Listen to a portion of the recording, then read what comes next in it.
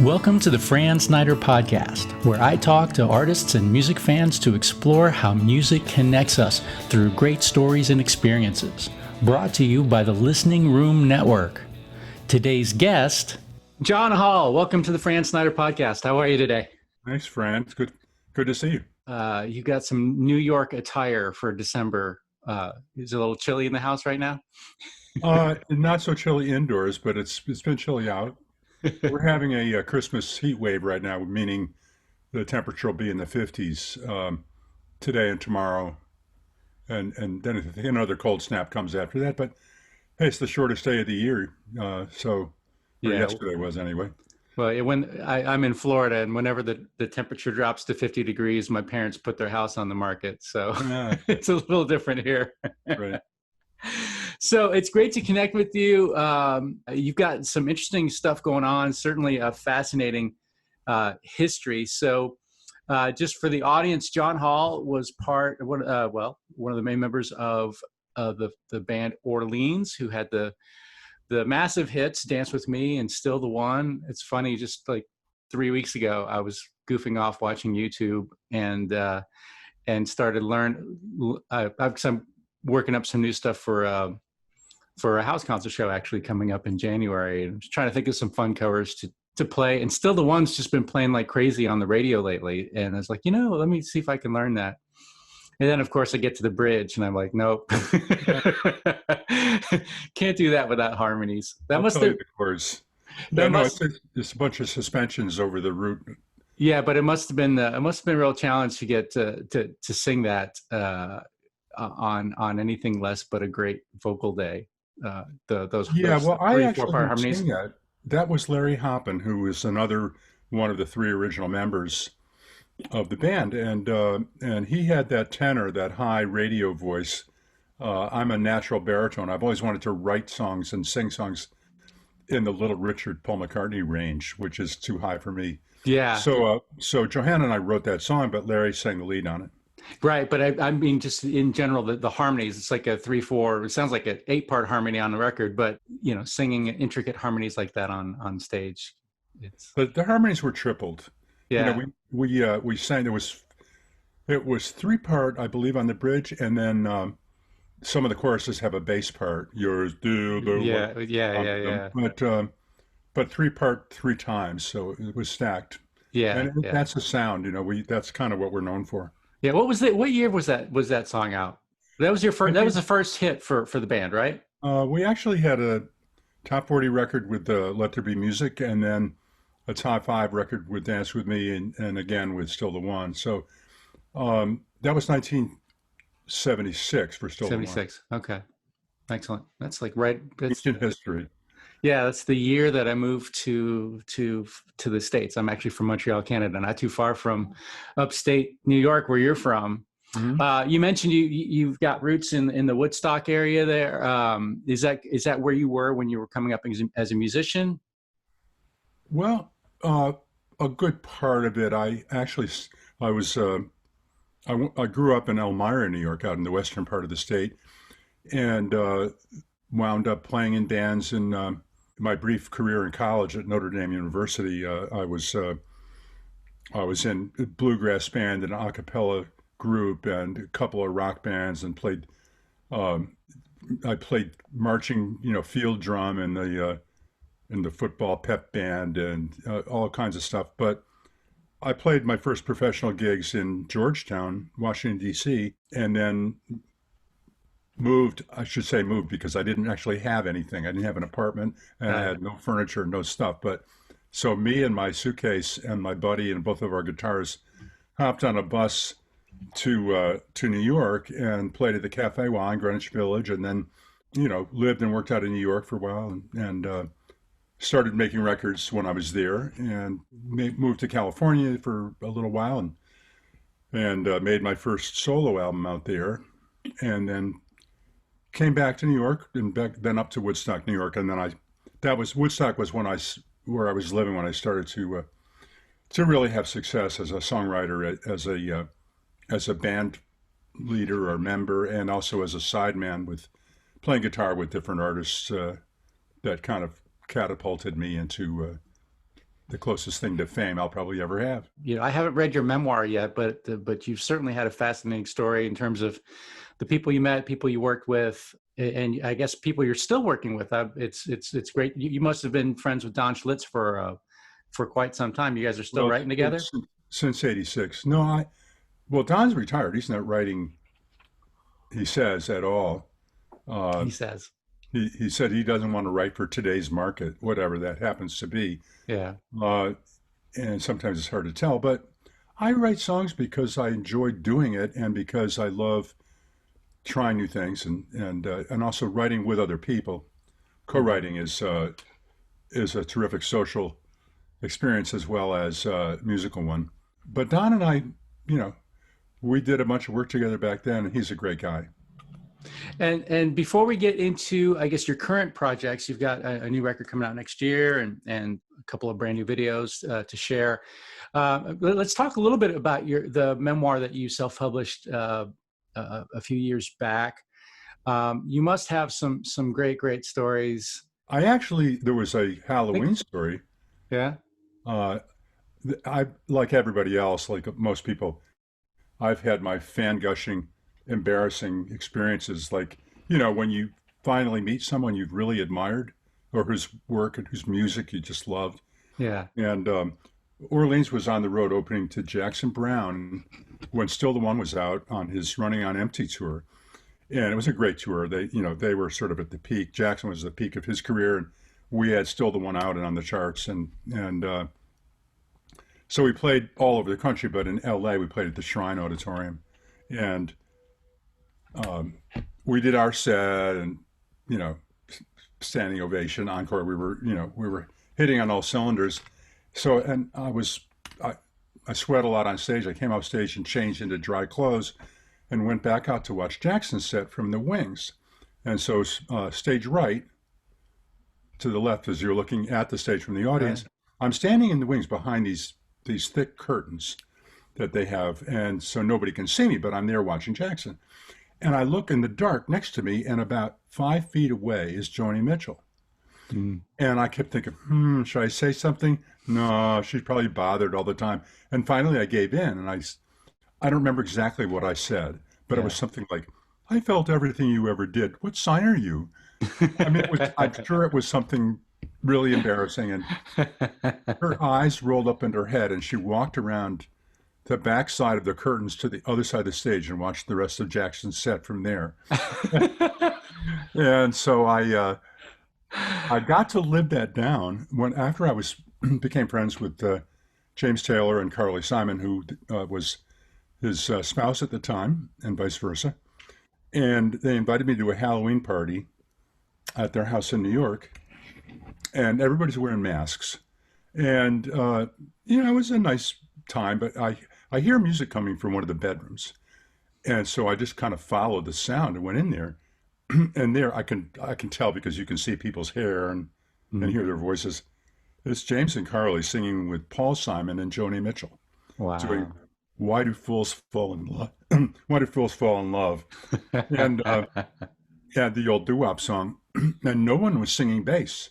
So I just went in the room and started singing ba-ba, ba-ba, ba.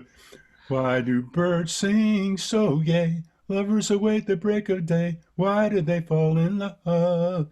And so I got to sing bass, and I felt like, even though Joni probably didn't know who was behind that mask, I felt like I'd atoned for my sin a little bit. That's awesome. That's great. So you were a part of the environmental movement, I guess, in was it the 70s?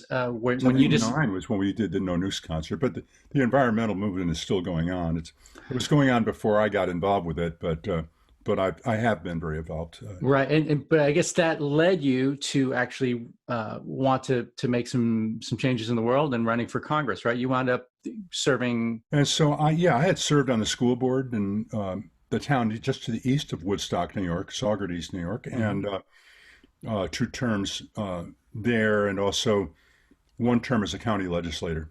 But each time I went back to music. I didn't stay in politics. I served 10 years total, but I didn't have a desire for a career in politics, and I just wanted to do something in particular. There were a couple of Yeah. things. So yeah, in 2006, I ran for a seat in the New York delegation for the House of Representatives, representing 5 counties in the Hudson Valley: Westchester, Putnam, Dutchess, Orange, and a little bit of Rockland. And it was an incredible experience, and probably the hardest job I've ever had. And touring is hard, and making records can be hard, but 13-hour days, 7 days a week, if you do it conscientiously, is what being in Congress requires. Yeah, I'm assuming that you've got relationships that you've maintained, you know, in government. I'm curious how much, you know, aside from the bickering that we hear about nowadays, the structure of the job. Do you feel like it's changed a lot? Or have you heard that it's like what was the fun? Was it 80% fundraising back then too, or is that It was something? getting bad. It was Yeah. getting bad. It was 2010 was the year I lost in my third run. I was elected in '06, reelected in 2008. And then in 2010, that was the year that the Supreme Court handed down the Citizens United decision, which allowed billionaires and corporations to spend unlimited amounts of money Right. for or against any candidate. And so I had raised just a sinful amount of money for that campaign. It's ridiculous that you have to even have a chance at probably getting on the ballot, you have to raise a lot of money. It keeps a lot of really good, talented people from serving. But after Citizens United, in the last 2 weeks of that campaign, I got $5 million in negative ads dumped into my race by Glenn Beck Super PAC and Karl Rove Super PAC and the U.S. Chamber of Commerce Super PAC. And they were just finding out what they could do. Yeah. And it's gotten worse every cycle since then. So now it's, unfortunately, the government was up for sale, and in some ways is worse, even more up for sale now. That's something I really hope a new president and hopefully a new Senate can change. It takes forever to change the Supreme Court because they are lifetime appointments. Unfortunately, it's going to take resignations or deaths of Supreme Court justices and a president and a Senate to confirm, to be able to change that Citizens United decision and bring it back to one person, one vote. Right. Right now, it's like, $1 million, one vote. I mean, I think it's, it's literally, if you go in the voting booth, I think, almost always the votes are counted accurately and each person has a vote. But if I could buy unlimited advertising on TV attacking somebody and even distorting their record and attacking them, which happens, then I actually have much more sway over the election than the average person does. And that's not, I'm sure, what our founders intended. People who've had long careers in music, especially with the amount of success that you've had, always have great stories. I'm curious if Congress people have great stories that rival. Yeah, yeah. I would say that there are many great stories, and my book is full of, well, almost, some of them are music stories, and some of them are political stories or Congress stories. Oh, John, let's mention the name of the book so people can look it up. Still the One: A Rock and Roll Journey to Congress and Back. Mm. And I wrote this it was published in '06, so it precedes the Donald Trump presidency. But a lot of the things in it I think are interesting and valid today. And but I was there for Nancy Pelosi's first 2 years as Speaker. Mm-hmm. I was there the last 2 years of George W. Bush's presidency and the first 2 years of Barack Obama's. And so I got to see quite a bit. I got to fly around the world and go to, have lunch or dinner with New York troops who were deployed in Afghanistan. I got to drive from Kabul to Kandahar to, I told my wife when I came home I would never complain about our road again. It was a road with not just potholes, but bomb holes in it. Right. And, you get a lot a big dose of what the rest of the world lives like and what our service people have to deal with. And I mean, I've never been in combat or in the service myself, but I was turned down for medical reasons when I presented myself for the Vietnam draft. But I got to serve on the subcommittee. I was a chairman, actually. Speaker Pelosi appointed me chairman of the subcommittee on veterans' disabilities. So I felt like I got to serve decades later the people who actually were in uniform. And passed a bill, which I was the prime author of, called the Veterans Claims Modernization Act of 2008. And it did a lot of things to try to help our returning veterans. At the time we were suffering, and unfortunately still are suffering, maybe not quite so badly, but from an epidemic of suicide, bankruptcy, homelessness, and divorce among our returning troops and veterans. So, but that bill passed unanimously in the House and the Senate. Every Republican and every Democrat and every independent voted yes. And President George W. Bush signed it into law and called it good government. And I went, holy cow, there is common ground, And I really believe that there is, and it just takes a bigger effort to find common ground. Things have changed in terms of the rank partisanship for the worse since I was there, but they were starting to go in that direction.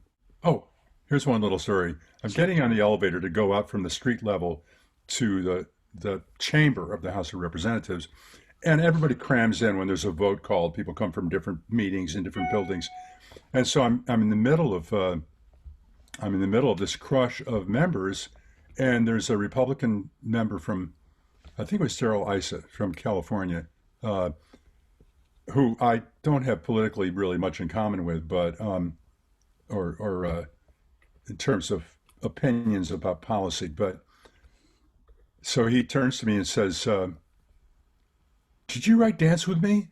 And I said, "Yes." And he whips out this paper that explains what the votes are that we're about to go vote on. "Could you sign this for my wife, please? That was our song at our wedding." That's awesome. So, it's amazing. Music crosses so many boundaries, and there are a lot of people who have musical taste in common or appreciation that may not agree about much else, which is why songs about the environment or about other social issues sometimes are more effective than speeches. Yeah, it's this commonality that seems so elusive, but it's really pervasive. The idea that no matter how much you dislike someone, no matter how bad you think their take is on the world, they probably love their kids, and they probably love some of the same songs that you love. It's like there's everybody's got redeeming qualities and commonalities. We're so complex as human beings, and we're constantly made to look at each other in these really narrow ways. That's part of what I see with this whole divisiveness. Just like the more we simplify and box people in, the less the less opportunity we have to find those commonalities, which are just all over the place. They are. I think love for our children or grandchildren and future generations is one of the things certainly motivates me and hopefully a lot of people. If you are enjoying this podcast, can you pause for a moment to like, review, and subscribe? Please help the world discover our music community and the wonderful artists we support. Your feedback makes a difference. The question, I guess, comes down to what actions or lack of actions today are good or bad for those children or grandchildren. And, that's where your fake news is a problem. Yeah. Or where alternate facts are a problem.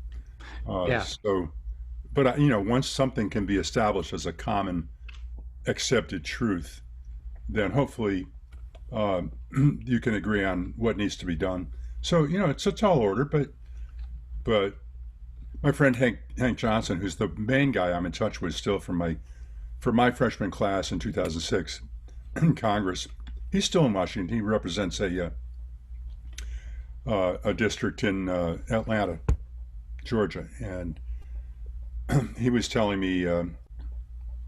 Well, I remember him saying when we were voted on the Affordable Care Act, we were about to go upstairs and actually have the vote on the floor, and we were in a Democratic caucus where all the Democratic members of House are in one room behind closed doors, and people are piping up what they think is good about the bill, or what they think is bad about the bill, and should we or shouldn't we pass it. And he got up to the microphone and said, he never spoke. He was a very quiet man, but when he did speak, people listened as a result. And he said, we didn't come here to do the easy stuff. We came here to do the hard stuff, and this is one of them, but it's important. Let's go up there and do it. And he said, I know many of us will lose our seats because of this vote. And that was the main thing they attacked me on in the 2010 election was John Hall was the tie-breaking vote to have a government takeover of your health care, defeat John Hall, and black and white with an ugly picture of me and spooky music in the background. And it worked. I mean, it wasn't the only reason I lost, I'm sure, but it did work. So January 2011, after I had moved back everything from my apartment in DC back to New York and cleared out my office and all that, my phone rings, and it's my friend, Congressman Hank Johnson, calling to say, I just want to thank you on behalf of the 50,000 people in my district who have health care today because you voted yes. And that bill passed by one vote. So everybody who voted yes was attacked as being the tie-breaking vote to take away your health care. Yeah. And, and I can chime in just from my own personal history and with all the musicians that I work with, after I got divorced, I didn't have health insurance for 5 years. And, and I'll say, I'm grateful because there's a lot of people who are paying more for their health care to make sure that I have health care. And so I appreciate that opportunity. Of course, nothing's perfect. And there's, so many people who are against, public health care are the socialism. Ones. Well, yeah, it's funny, they complain about how bad it is when they were chipping away and trying to make sure that it was going to be awful. The people that are deriding public health care were the people that sabotaged it all the way through and continue to sabotage it and try to take away key parts of it. So I just want to say thank you because I'm still on the ACA. And I just, I've been healthy all my life, but I just had my first major, emergency room thing this past year. And, it would have been a $20,000 bill. And it can build up in a hurry. Everybody gets to the point sooner or later where they need it. And also, in addition to the pre-existing conditions coverage that the Affordable Care Act guaranteed, there's something else that the public doesn't know about. And even the New York Times has not written an article about it in all the years since then. And that's that before the Affordable Care Act, there was a federal employees health plan that members of Congress, the Senate and the House, got their health care through. And that's the same employees health plan that members of the National Park Service, employees of the Department of Homeland Security, all the different federal governments get, marshals, U.S. Marshals, and so on, get their health care through. The Affordable Care Act kicked every senator and every congressman off of that plan and made them buy their insurance on the exchange. So they would have access to the same health care, only the same health care that their constituents had. And the reason was because that would, that way if something went wrong, they would make sure it worked because their kids and themselves and their spouses would be on that same exchange and it would have to work for them. So that's something that, it may not sound like a lot, but it really is a big deal. And I think people would be happier with the law if they knew that. Yeah, absolutely. So let's switch back to music. You've got a new video out for a song called Home. You want to tell us a little bit about that?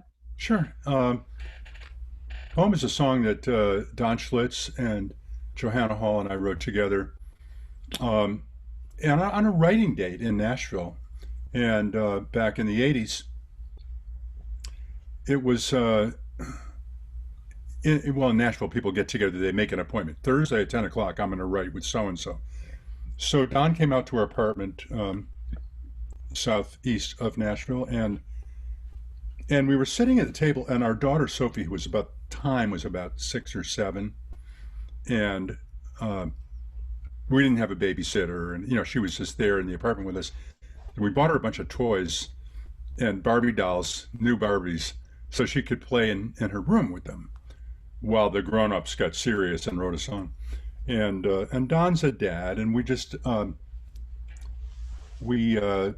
sat around and talked about stuff and kind of hit on this idea of the cyclical nature of, everybody's a baby. You're born, you go through, hopefully growing to maturity, and then, meeting someone. Most people wind up, in a relationship or a marriage, and then having kids themselves, and then you get to see the whole thing from a different generation's point of view. And then those kids that you have grow up and leave the nest and find someone and build their lives themselves. And it's just, the song talks about that kind of cyclical family thing. It's just, and Don Schlitz, of course, is a fabulous songwriter who wrote, I think, 21 #1 hits, including The Gambler, the song that Kenny Rogers was best known for. Yeah. And Forever and Ever, Amen. Randy Travis made it into a huge hit, and sure. So he's a great guy and a terrific writer, Hall of Fame member, and so we just loved writing with him, and this was probably the best song we collaborated on. And so, how did the video come together? Did you guys do that during quarantine, or? Oh yeah, we did it this fall. Yeah. This past fall of 2020.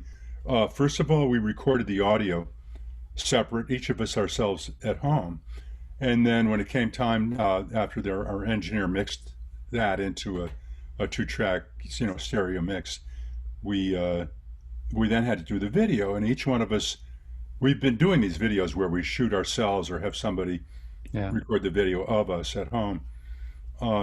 So Fly Amaro in Gloucester, Massachusetts, and Lane Hoppin in Orlando did that, and I was still able to drive to Nashville in a bubble in my own car, and because our drummer Brady Spencer and Lance Hoppin, my partner, one of the original quartet, have been all very careful, and we trust each other enough to know that we were all being careful. We got together in Brady's basement and had someone shoot this video of us, Rob Arthur, the gentleman who's our video editor and director. So 3 of us were actually in one room for the first time since March, but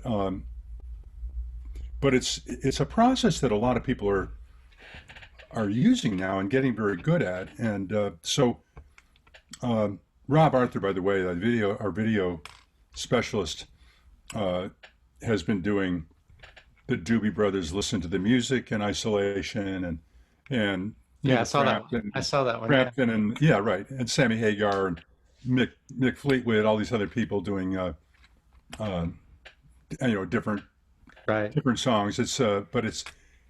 He seems to be the chief practitioner of this, getting people in isolation and putting it together so it looks now playing like it's by Lords of hang on a second. Launching the background music. I love it. Right. My phone just started itself up. That's all right. Yeah, so Rob has been doing all these videos, and he's just terrific at taking things that were recorded and videoed separately in different cities or states and putting them together so that they make sense. And he's also a keyboard player with Peter Frampton for 15 years or something like that. But, since the live concerts stopped, he's discovered that his talent for video is much in demand.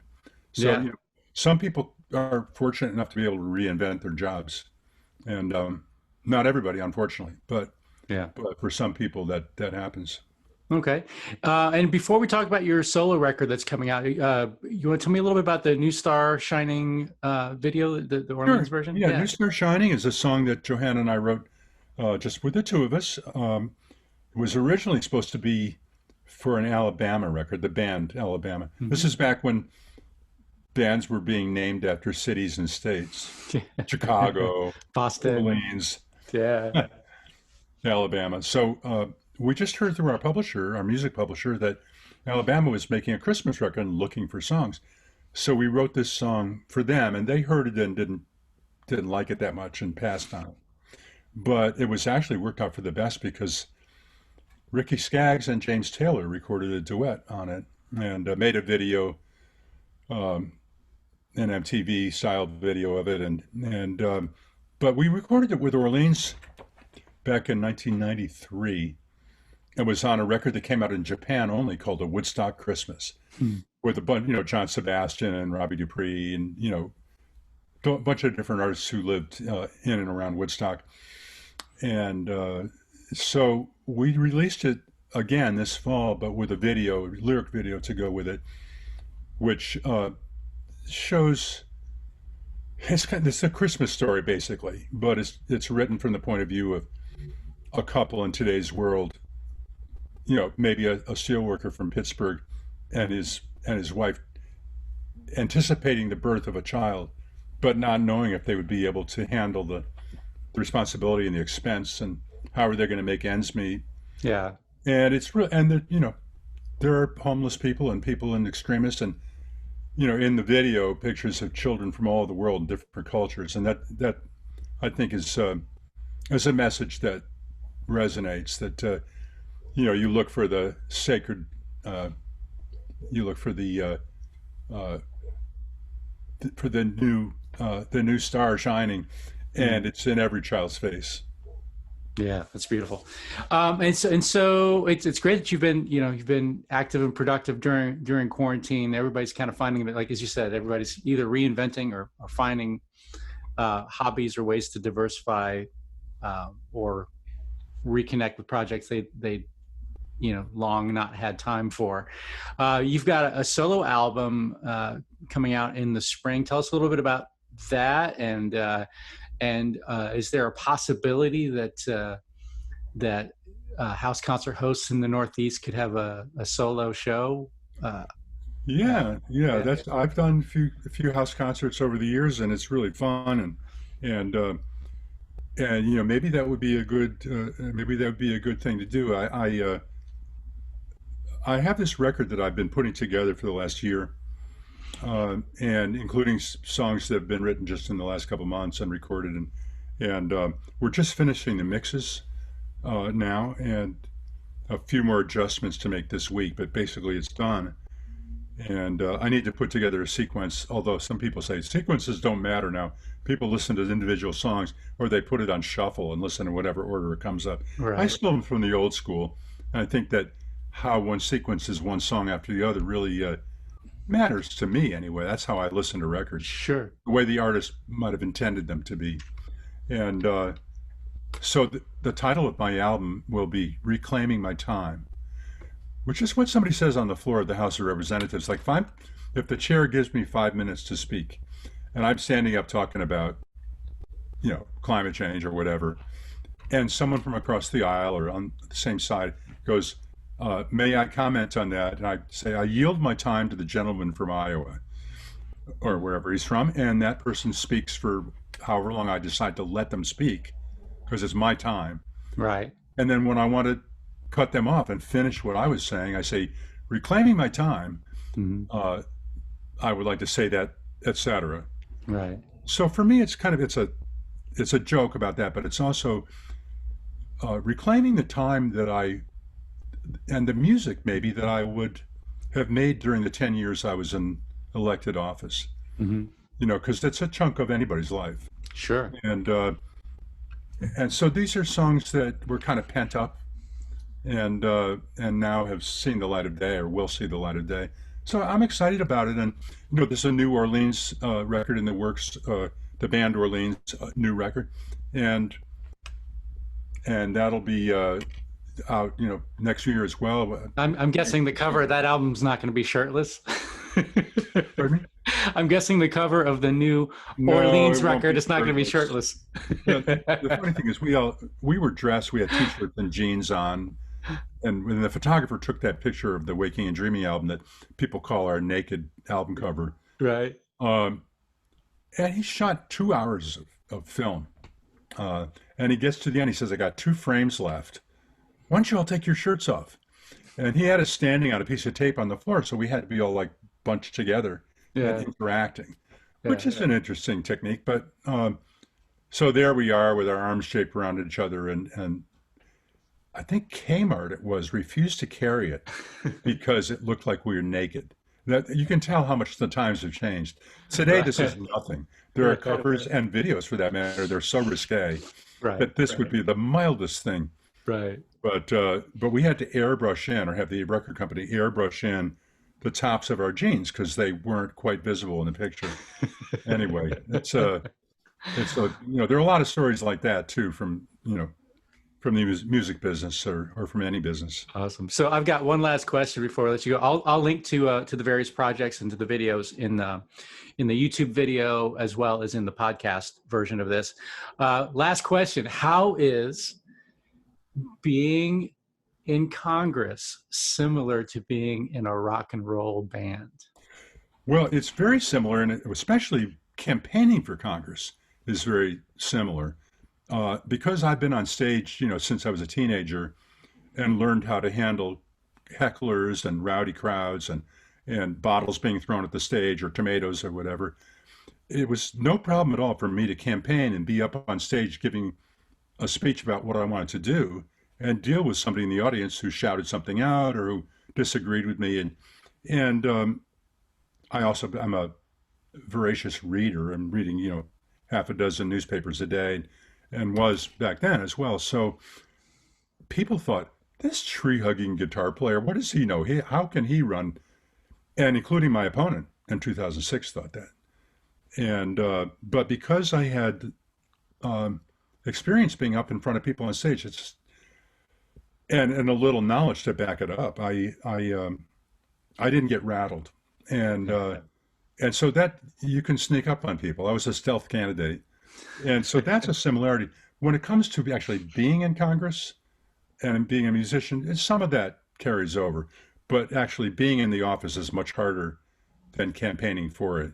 And then you have to really get down to doing the work and learning a lot of stuff. They call it drinking through a fire hose. You have so much to learn so fast, going through orientation and coming up to speed and staffing your office and all that. It's a lot to do, but it's kind of like going on a big tour. Yeah. You wind up with your monitor guy and your house mixer and your guitar roadie and all those different people and tour manager, bus driver. And in Congress, we had each member of Congress at the time, it may be bigger than this, but at the time I could have 21 staffers, including interns. We usually had like 3 interns, and the rest of them were paid staffers, and a budget to pay for all that.